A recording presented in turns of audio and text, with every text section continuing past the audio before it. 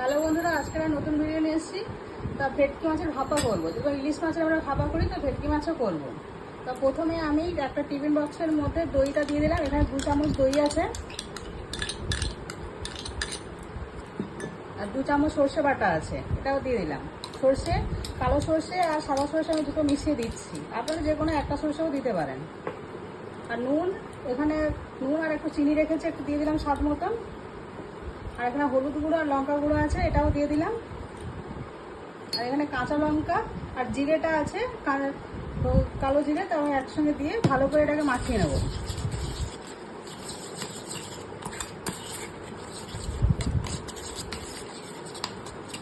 একটু সরষে তেল দিয়ে দিচ্ছি আমি।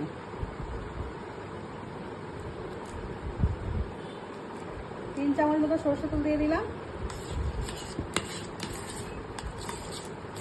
মশলাটা ভালো করে মাখিয়ে নিয়েছি।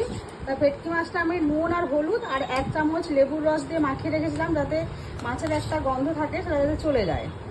তবে 10 মিনিট মতো মাখিয়ে রেখেছিলাম। তো মাছগুলো আমি একে একে দিয়ে দেবো। তো ভালো করে মশলার সঙ্গে একটু উলট পালট করে নিই এভাবে।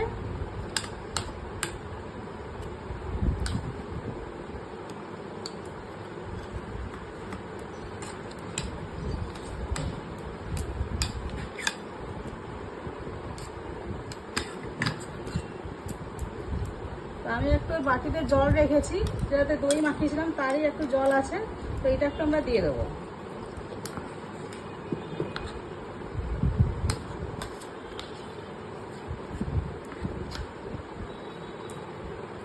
এই টিফিন বক্সটা আমরা বন্ধ করে দিচ্ছি। কড়াতে একটু গরম জল রেখেছি, তো এটা আমি ভাপা করবো, ওই জন্য আমি টিফিন বক্সটা এর মধ্যে বসিয়ে দিচ্ছি। তারপর এটাকে আমি ঢাকা দিয়ে দেবো। 10-15 মিনিটে হবে, তারপরে আমরা 10-15 মিনিট পরে এসে খুলে দেখবো কেমন দেখতে হয়েছে। দেখুন, আমার টিফিন বক্সটা খুলে দেখবো কেমন দেখতে হয়েছে। এই যে এইভাবে দেখতে হয়েছে। তো আমি একটু দেখবো যে মাছটা সিদ্ধ হয়েছে কিনা। হ্যাঁ, চামচটা মেরে দেখছি মাছটা সিদ্ধ হয়ে গেছে। আর আমাদের রান্নাটা রেডি, তৈরি একদম। যদি ভালো লেগে থাকে রেসিপিটা, তবে আমাকে লাইক করবেন, শেয়ার করবেন আর কমেন্ট করবেন।